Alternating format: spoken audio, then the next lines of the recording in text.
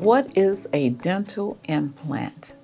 Implant is a replacement of missing teeth or tooth and is made out of titanium, which is biocompatible.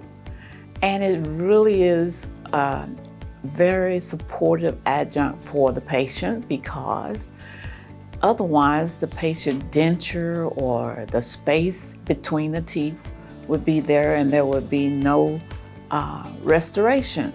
So dental implants can be utilized in congenital missing teeth, like sometimes there are people that are born with missing laterals on both sides of the two centrals, and we can place implants in that area and build those teeth up with many implants the same day.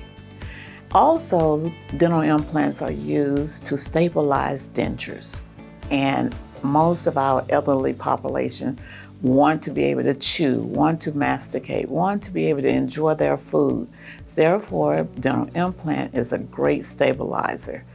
And we have become so advanced in dental implants that now we can place them in the maxilla or the upper jaw so that the patient are able to have their palate free and not have a nuisance to the tongue. Most people do not like the palate being covered with acrylic.